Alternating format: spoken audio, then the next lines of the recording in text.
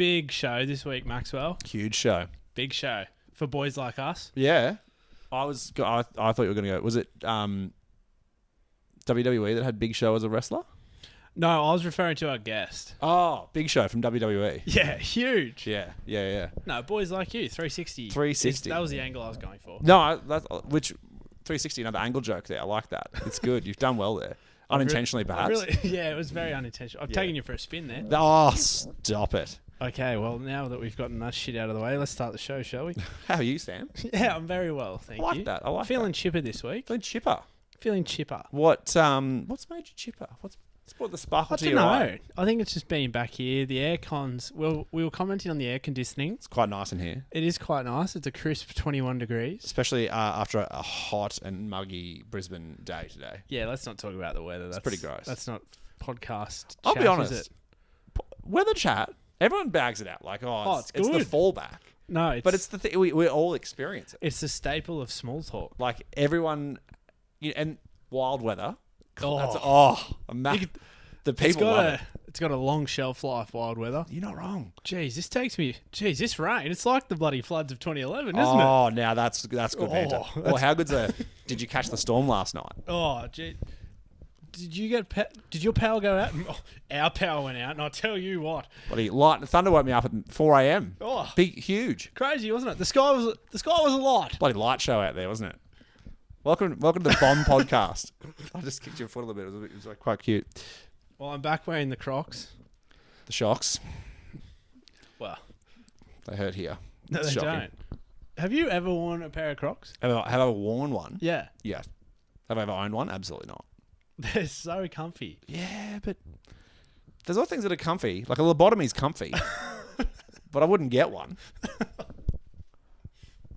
So, up to you. Well, with that sort of argument, I don't have much to defend myself with. But, no, they're better than...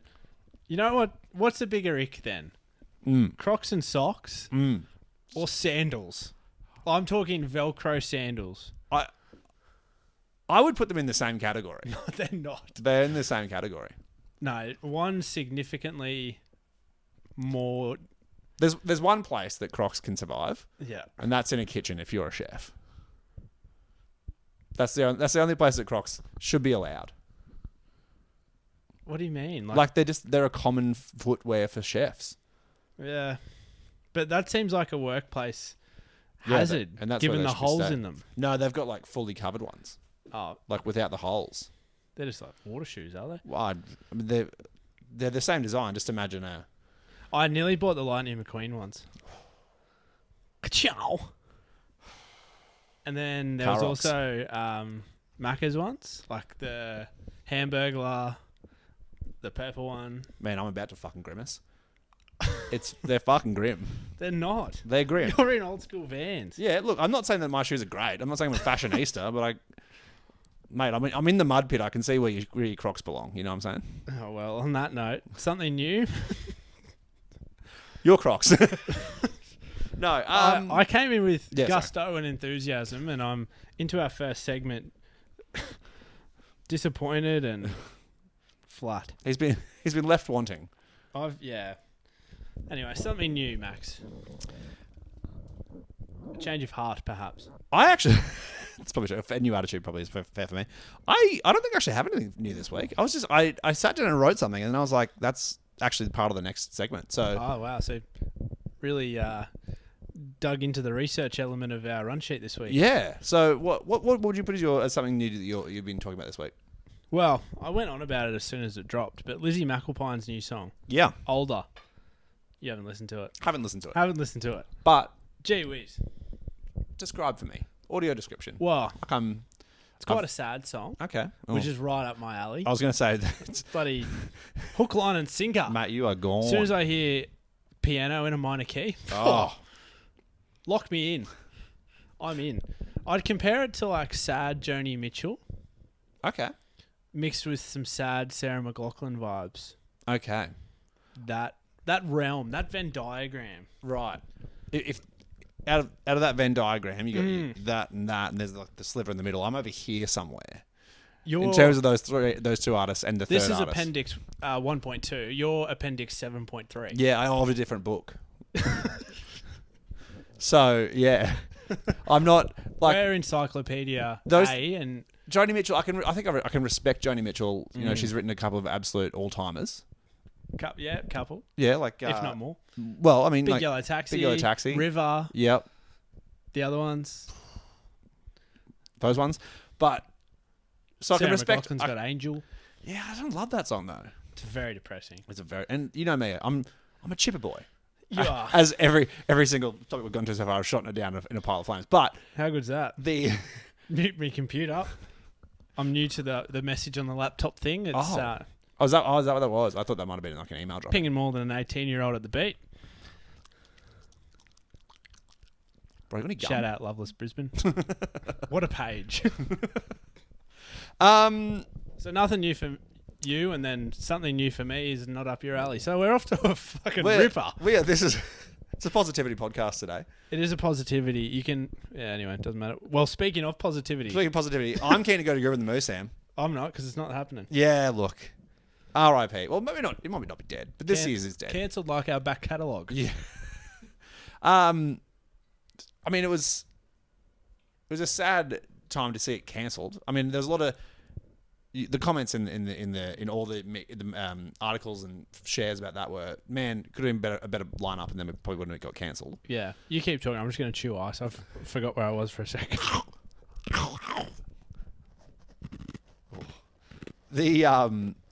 I think the You're welcome. that extra gulp. I was like that... what's that bloke on Instagram? The British dude? Oh, Bevo. Bevo. You know the rules. Up the ice. That's banging, that is. Oh.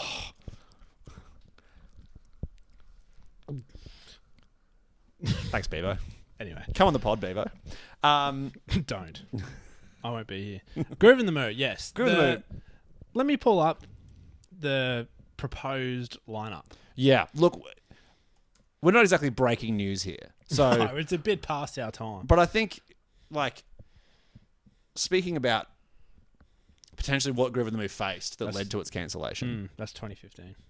that would have been a good lineup. I think I went to that one, actually. That would have been... Okay. So, it was ASAP Ferg, Yeah. Charlie XCX. Yep. So, for Definitely those ASAP. that don't know the lineup, Groovin The Moo 2024. Yes. Our theory, when it came out, I messaged you and said, there's no headliner, really. There's no standout headliner, which if you're announcing a festival lineup, it's pretty critical. You'd want to have something. Because I remember I went last year on behalf of us. All of us. The But- listeners included. We were talking Baby No Money. Yep. Denzel Curry was there. Mm-hmm. Lude. Mm-hmm. Who else? Who was the big one? Fatboy Slim was there. Fatboy Slim, Skeggs. I feel like we're missing quite a big one. There was a big one there that I saw that I completely forget. Steve Lacey there? Oh, Nothing But Thieves were there. Nothing But Thieves. Yeah. There's So a- like yeah. big internationals that Yeah. would like Fatboy Slim, huge headliner. Huge. Did he headline Splendor? No. But he was of that caliber. He's obviously a Denzel Curry huge as well, artist. high up. So Yeah. I feel like with the new Groovin The Moo lineup, there just wasn't an artist that screamed headliner. And I'm looking through now. We've got Alice in Wonderland, Amani White, who I don't know, The Beaches, DMAs. They were probably one of the closer ones to being a headliner. Jet, throwback. Jessie Reyes, I don't know how to pronounce her name. The Grogans, the Jungle Giants, the Kooks, probably close. Medusa, Mallrat, Mura Mesa. I'd say the Kooks are maybe Mel C. Like, it's good to have a Spice Girl in the lineup sometimes. Well, I was getting there. But But- yeah, San Francisco. I think, to me, what they've gone for here is if you can't have one out-of-this-world headline, if you can't have a Fatboy Slim, Have a have a solid collection of mid-band. bankables. You know what I mean? Like, But I'd argue... So you and I have had a theory for years yeah. that every single year we can pick 50% of the Splendor lineup. A pretty solid chunk of it. Because it feels like this Groovin lineup is 50% of what most Splendor lineups is every year. And that's probably not that far off. In terms of, you'll always see a rotation of a Jungle Giants, a DMAs, a San Cisco, a Mall Rat. To some Alice in Wonderland always pops up. I mean, she's been off for a little Here while. and there. But for a while there, she was over the past probably 3 or 4 years. A bit quiet from Alison. Bit quiet. But I think, to me, like, if you think of it from, look at Groovin The Moo's like objective, right, which is to bring quality touring to regional places. Yep. I think they've got 2 main problems. One is that they moved 2 legs to places that are essentially near to the main city in their state. So you're talking Sunny Coast and what, Bendigo or Bunbury? Newey. Oh yeah, true. So, like, I mean, it didn't move that far. It's gone from Maitland to Newcastle, which is then an hour out of Sydney. Yeah, like, and Maitland's an extra 45 from Newcastle from there, 45 to an hour. So it's not like a completely different part of the country, but like that's it's far enough away that you're probably getting people who are further than like And so I think what their tactic would have been if they were in more regional spots is we're bringing a pretty solid lineup. Like, no, it's like, none of those are bad by anything. No. But to get all those artists in one place, and you live in a regional town where if you wanted to see that, you probably had to travel either to Splendor, maybe Falls, or another festival that lands at the same time. To get that in your own hometown, that would have been a great offering. But most people from Newcastle, most people from the sunny coast will just come to Brisbane to go to Laneway, or Sydney to go to Laneway. Or to go to, like, they'll go to Field Day, or they'll go to, there's a whole heap of, like, there's a stack of festivals that there are. Do that. So that I think they got hit by 2 things there. They got hit by moving a lot of these things closer to the capital city, which for cost reasons is probably a good idea, because you're able to tap into Brisbane's, production equipment and stuff like that. Cheaper from an econ point of view for probably, artists. But what you take away, what you do there is you lose the crowd that, the diehard crowd that was keen. Either would have, people from, say, when it was in Townsville, being from Townsville, or from cities like, it's a lot closer. Cairns is a lot closer to Townsville than it is to Brisbane. Yeah, and I mean, Townsville's not even really close to the sunny coast. No, so you've just cut off North Queensland. Yeah, and so there's enough people who, like, I flew to Townsville a couple of times to go to shows up there for Groovin The Moo. So, like, and I went to Maitland a couple of times as well. So, like, it's a great festival. If it's a good enough lineup, people from the cap cities will travel. Yeah, but it's harder for the it's harder for the regionals. So I think they've been hit with that. They've done one of these, boys.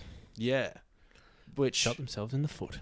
When you've got a lineup like Fatboy Slim, probably works, because people from cap cities who haven't seen Fatboy Slim in a long time will go to Sunshine Coast. But when you've got a lineup that I think is reliant on the fact that you're bringing bands to regional places where they may not have played, or may not have played in a long time. Yeah, you can't then have them be an hour up the road from Brizzy. No, I wouldn't drive an hour to see that lineup.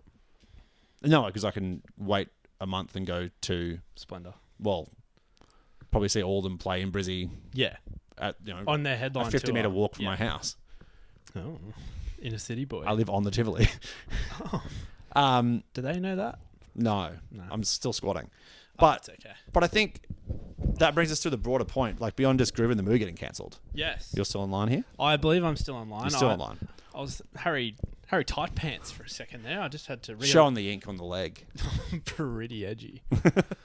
My girlfriend's parents don't really know that I've got a tattoo. That you're so punk rock.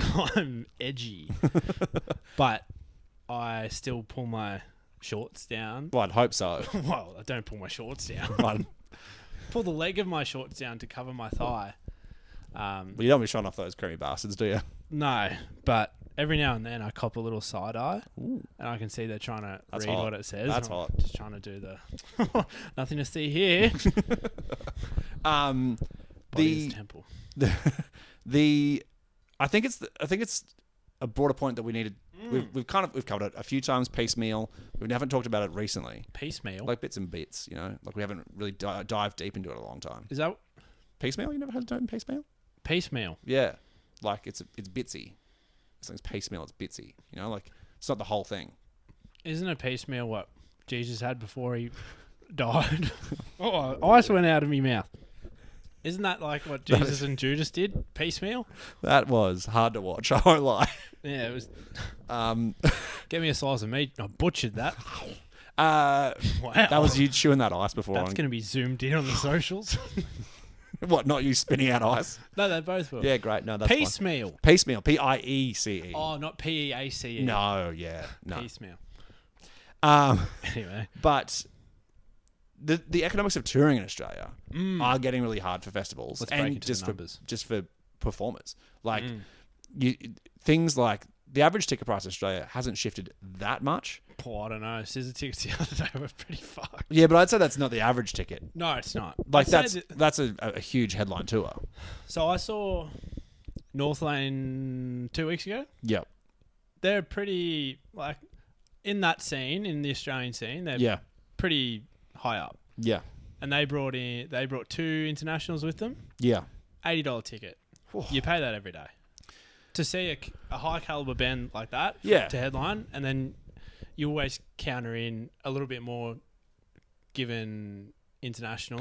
Couple of good side shows. Yeah. Support acts. Sorry. Yeah. Yeah. If there were 3 Australian bands, probably wouldn't pay that much. Fair enough. But I think, like, over the past 10 years, a band of North Lane's caliber has been it's probably gone from maybe 60 to 80. Yeah, it hasn't jumped up. That's ridiculously. Just inflation, but the thing is, classic Cosy lives. Cosy lives. Piecemeals. Whereas the costs for promoters and for touring venues, insurance has gone up insane numbers, because every time there's any kind of problem at a show, an injury, God forbid, a death, or like something like that, insurers are going, hey, you need to pay way higher prices. Yeah. That hasn't necessarily been passed on to consumers at this point. No. Artists, the industry is long having a conversation about artists getting paid. Like, if we want artists to get paid more off the back of their touring, we're probably going to have to pay more prices. I'm not saying like, hey, I can't wait to pay more prices, pay a way higher price. Yeah. I think there's a balance, and in the sense of like, I think, other suppliers should, like, insurance needs to have a real conversation about, like, what are we actually charging for here? There's a lot of, especially if there's a Live Nation venue or like a big corporate venue involved, huge ticketing fees that are going straight into corporate profit. Oh my God. As soon as it says Live Nation, I seriously double think if I'm gonna buy a ticket. Because their tickets are extraordinarily expensive. Months ago, I'm going to Blink 182 tomorrow, or 4 days ago when this comes out. Yep. But when I paid for those tickets, I paid whatever it was, a few $100 to buy a stack of tickets. I think I paid like a $40 like handling fee. Yeah. To be on their website. Like, no one did anything. No. Like, sure, they maintain a website and it's ticket handling. It's service fees or something. Yeah. I did that with Scissor. I spent a lot for 2 tickets. Yeah. And that was due to demand. You go, huge international artist, you pay that. Yeah. But I reckon I paid, $60, $80 service ticket handling fees. Mm-hmm. It's digital. Not to mention things like, when it comes to resale markets, you as the lister have to pay a fee. Them as a buyer has to pay a fee. Yeah. They're getting a bite out of the cherry at both ends.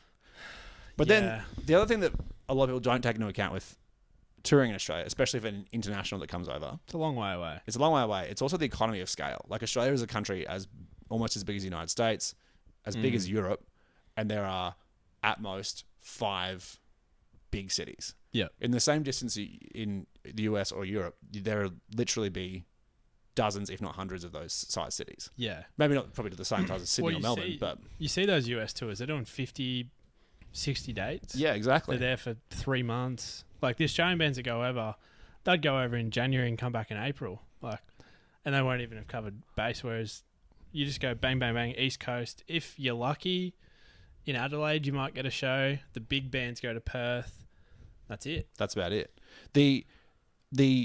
Whereas, you think of it, even a small Australian band, if they do even just say like a West Coast tour in the US, they might do LA, San Fran, Portland, Washington, might sneak a Phoenix, Arizona or something there as well. That's like 5 solidly sized cities where you could have small-ish shows that are going to maybe not turn a huge buck, but fund itself. Yeah. Like, the economy of getting around Australia moving all your gear.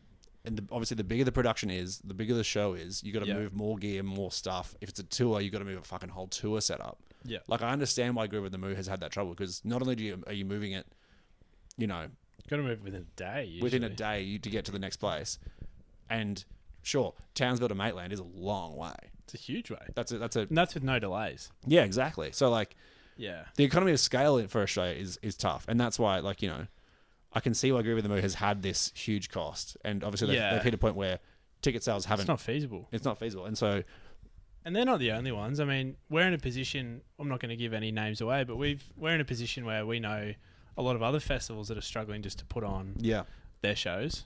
And it's just it seems to be an ongoing thing. And I get with the cost of living crisis, like paying $300 for a festival ticket, even $200, you've really got to be committed to the lineup and want to make a full day of it. So I get that.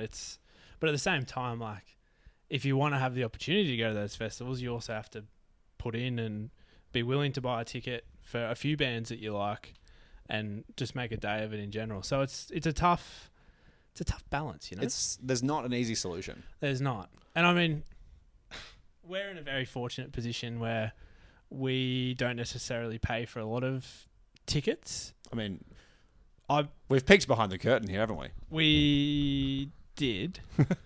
But at the same time, if there's a band I really want to go and see, I'll pay for a ticket easily. 100%. And like, you know, maybe it's things like when it comes to helping support a band, it's buying that merch at the show, because at the show, most, if not all of that goes to the band. Some might go to the venue as a tiny little like merchant fee essentially, but that's a good one. We should do that. So for those that don't know, it's like Gig 101. Yeah. So how to support a band the most meaningful way. Sure. Buy the tickets. Buy the tickets first of all. Yeah. But within those tickets, it's venue hire, or not venue hire, but there's venue fees. There's venue fees. They take a cut. They take a cut, and then if the band, you know, if it's a single artist or maybe, you know, a duo that has a full band, they're paying sessions for the musicians. So you know, they're paying for the drummer or the guitarist or whoever's bringing that song to life for you. Yep. If it is a band, so I think of a band close to us. There's 5 of them. Yep. So you go to their show. Yep. Every ticket gets divided by 5. Yep.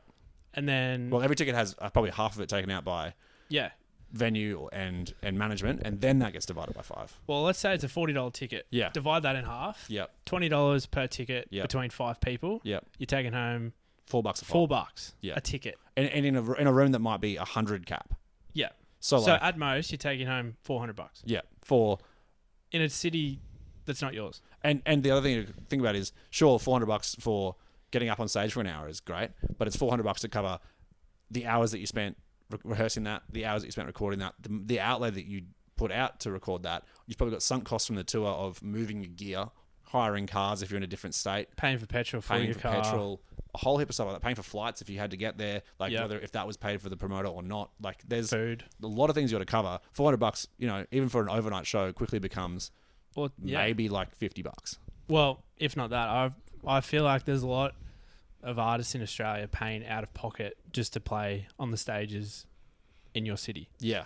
And I guess if you're coming into it unsure whether you want to see that band or not, just go. Yeah. Or at least buy a ticket, then make up your mind if you're in that position. Yeah. But merch, it's straight in the band's pocket. Yeah. Especially merch at the show. Yeah. Absolutely. Like, merch online, awesome. But there's a website cut. There's a website cut. A lot of bands will go through something like 2,400 or something like that, which is great. Don't get us wrong. Like, they're doing a great service bringing a lot of smaller bands to this floor, but they're taking a cut. Yeah. If there is a business, they're taking a cut. If you buy merch at the show, 9 times, like, I don't know the exact cuts, but most of that money is going to the band. There's probably a little bit of a venue cut, but it's mostly going to the band. At most, they take a little bit out for the trestle table that they give you or something. Yeah. If you can pay cash, even better. Oh, gentlemen prefer cash. And women. Just a saying. Oh, sorry. Yeah, sorry. Peace meals. Yeah. That was wholesome. And also, while we're there, support the venues. Yeah, buy a drink. Yeah, you don't have to get on the booze, but get some food or buy a soft drink or something like that. Buy a Coke. Yeah, don't buy Coke. That's going in someone else's pocket. That's not going in the venue's pocket. But support the venues because they also need a part of the cycle that needs to help especially smaller independent venues. You know, Favorite Brisbane venue? it depends on the show. I do have a soft spot for Brightside. Always have. Dirty though. Yeah, but I think that adds to the charm. Sold out Brightside, shit house. Oh, I don't mind a sold out Brightside. I'll be Oh, honest. if you've got If you're in there, if you've got a good spot in the Brightside, it's great. yeah. If it's sold out and you're at the back, Oh yeah, sorry. not seeing a thing. Yeah, sorry, mate. It sounds good though. For a small gig, don't mind Black Bear. That's really small. Yeah, That's like 200 cap, if that. if that. Shoulder to shoulder, get there. Shout out Towns. That was Shout a out great show at Towns. Black Bear. Greatest hits we did at Black Bear as Yeah, well. we Yep, did. Yep. Trifford for me. Love the If Triff. we're going like overall best venue, Yep. Trifford. Aircraft hangar vibe. Big doors you got to walk through, and then it's into a beer garden. Only problem with Trifford is if you're either in the front or on the right hand side and you want to get to the bar, say goodnight. No dice. You're better off going outside. Yep. I'm going to say, just on all the factors, the TIV. I love the TIV. It's nostalgic. It's nostalgic. You can get on the balcony and have a dance. You can be down the bottom. Yeah. There's bars on both sides. There's bathrooms that you can get to pretty Yeah. easily.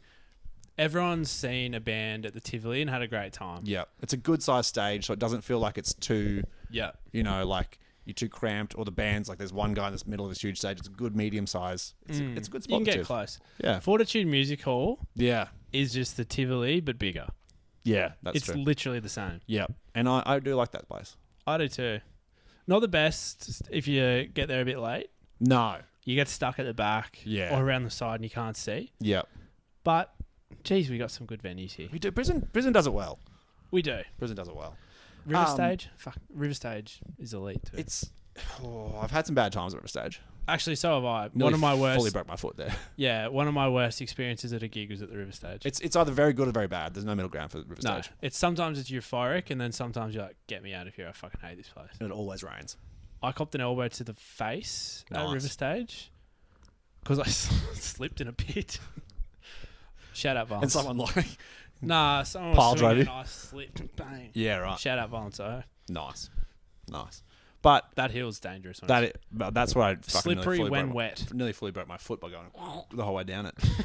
Boy, it hurt. I'll tell you that much. Did I not would've- walk for like a week I after would that. have giggled. Yeah. I love watching people fall over. Mate, I cannonballed into people. Like, it was like 10-pin bowling. Strike. Get it down. Please don't spray on the computer. Don't need another There you squirter go. in the room. Well, The I think we covered all bases we there. covered all bases. I think, in short, if you're ever erring, should I buy this $20 ticket? Will I like this band? Just buy the $20 ticket. Even if you don't like the band, go Yeah. figure that out. It's live music. I don't understand people that don't get around live music. It's Yeah. such a good night out. Yeah. Look, maybe we'll do a full gig 101. Yeah. You know, we're talking etiquette. We're talking People we hate. People to avoid. people to avoid. Yeah, full gig 101. We'll get into maybe The beginner's guide to gigging. Why don't we park that for next week, huh? Oh, let's take that offline. We'll circle back. Because we've still got... We forward sold to 360 and I reckon we've been talking for the best part of 40 minutes. We're about to clock half an hour. Oh, that's not too bad. Well, actually, by the time I edit this, we're about to clock like 22 minutes. But Okay. Well, let me transition into the next bit. Yeah, please. By having a game of how out of tune is Max's childhood guitar. The guitar that I got when I was, I think, 13. Do you need me to hold So something if you just here? hold this and put it near my mouth, is what I said. Mouth or guitar? My mouth. Just over here, thanks. So we've got a Lion guitar by Washburn. Classic guitar maker. You've gone for the edgy, don't cut the strings. Yeah, more laziness, I believe, at the time. Well, it's nothing a wire cutter couldn't fix. The E string sounds surprisingly in tune. So it's a Fender Stratocaster style. Shape. Oh, he's nearly taking the eye out there. I have nearly taken the eye out. So I'll turn the volume all the way up, even though it's... She's fully unplugged. Call this MTV because she's unplugged. All right. Would you like me to play a G chord?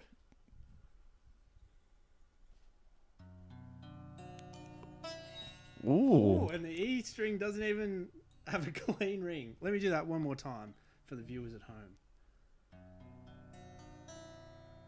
Beautiful. Sounds like a Radiohead song. Oh. He's taking himself out in the end there.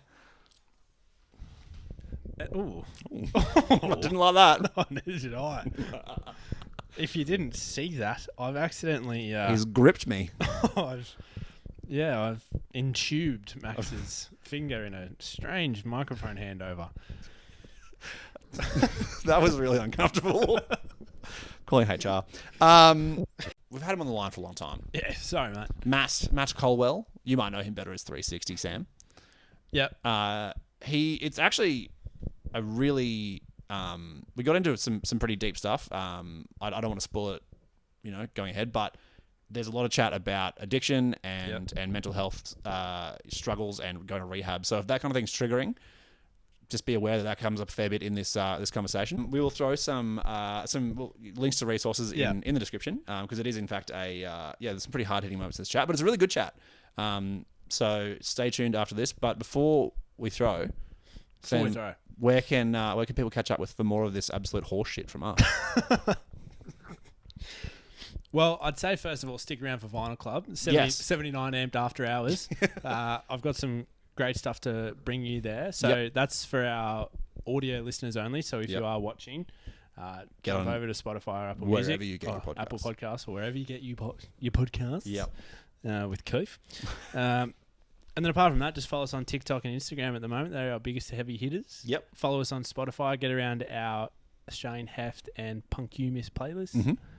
Hot singles in your local area as well. Apart from that, I think that's all the plugs in the world. It's like a bath shop around here. I didn't want to give it what it deserved, which was nothing, but I gave it a pretty laugh. It's fine. We're joined on the show today by the returning king of Australian hip hop. It's Matt Colwell, better known to all of us as 360. Welcome to the show, mate. How you doing? I'm very well, thank you, mate. How are you? I'm very, very well, thank you. We'd like to start the show pretty much the same way every week by finding out what you've been listening to. So what's been spinning in your playlists on Spotify or Apple Music, or if you've had some vinyl on recently, what's been catching your ear? I've been listening to a guy called Max Richter, who's does movie scores. Okay. And that's been, listening to that, and a bunch of movies I've been listening to the soundtracks to them. That's my stuff at the moment.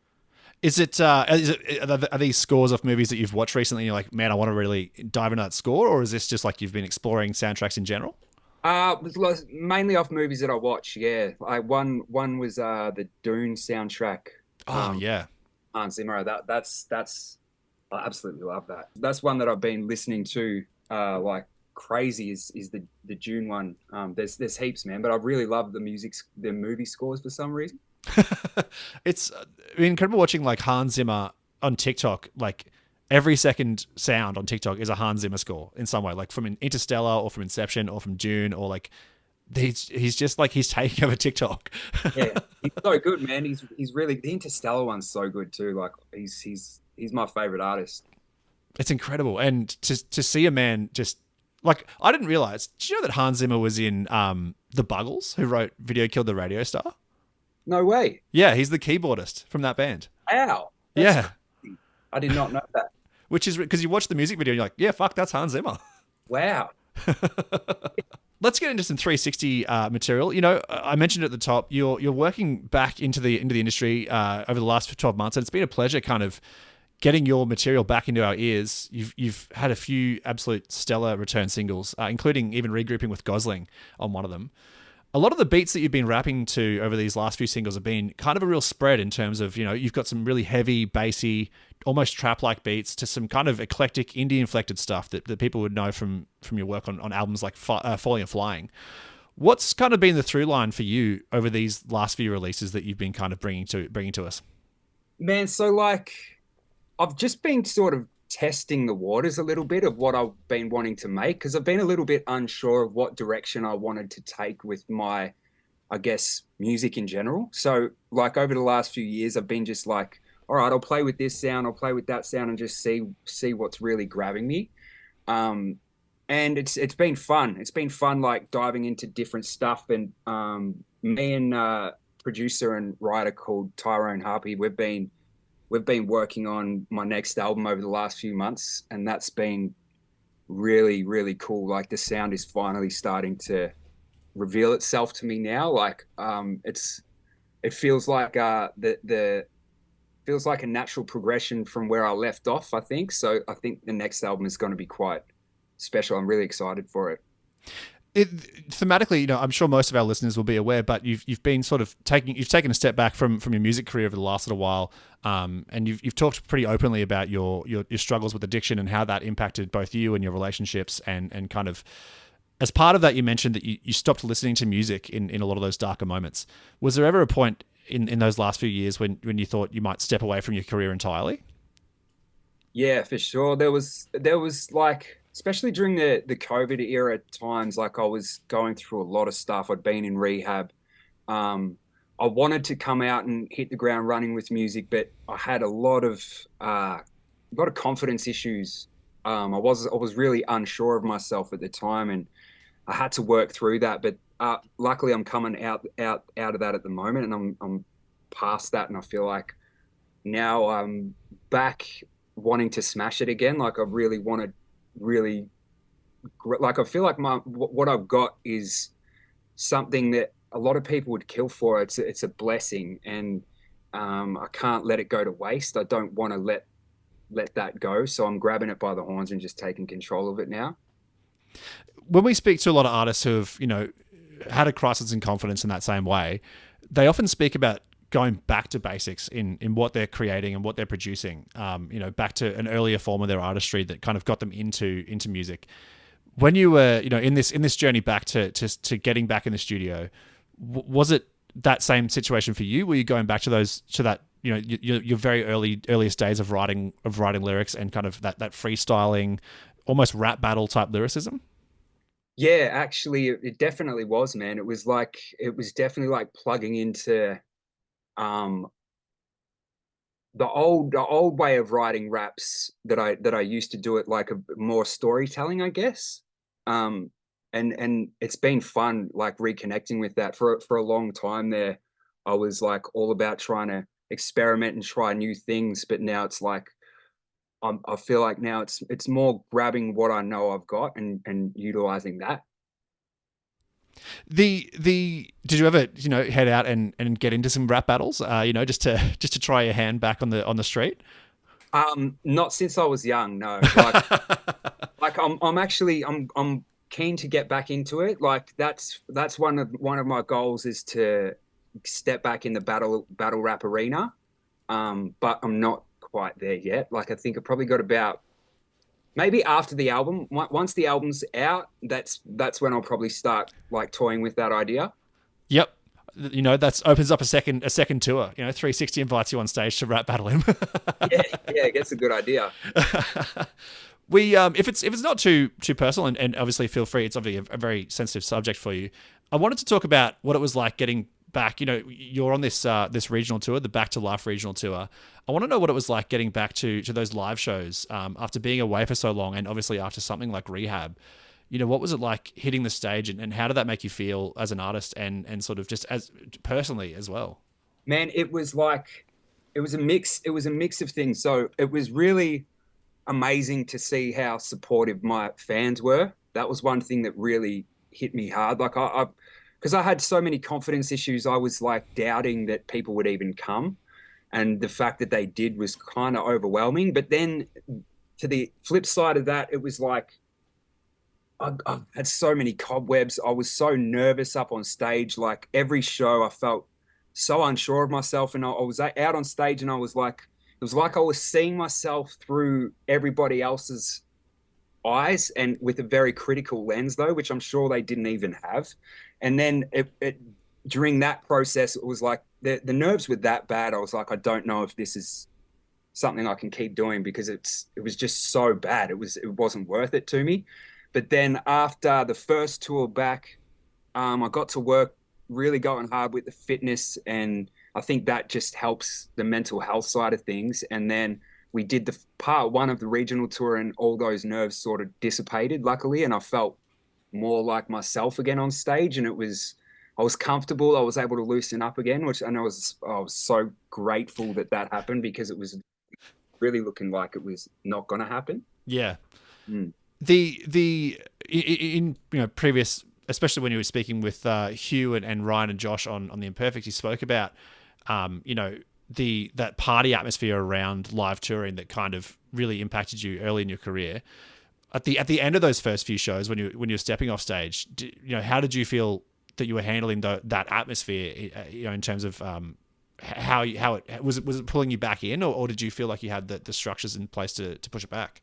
Oh, so I had everything in place to not slip up, but it was the first thing on my mind. Like the all I was thinking, man, every single show was like, if I could only just have 3 drinks, it would kill these nerves, and that's all I'd need to be able to loosen up, and then I'd be able to perform.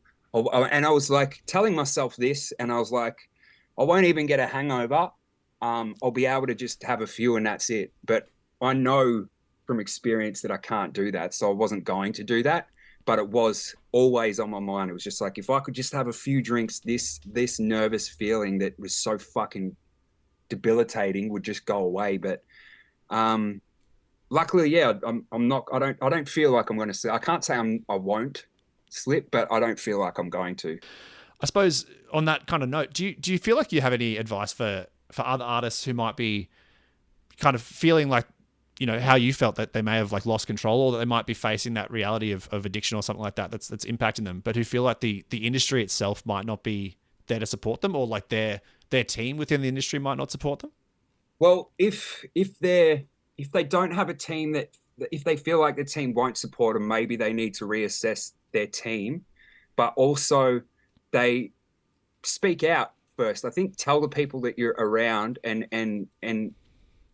if they, I think in most times they're going to be supportive, and most people just want to battle through it and not share what's going on. But I think if they really care about you, they'll be supportive, and if they're not supportive, then you've got to get rid of them, because that's the most important thing. You people, like, I always squashed it down and thought, if I tell people, I'm going to end up being alone.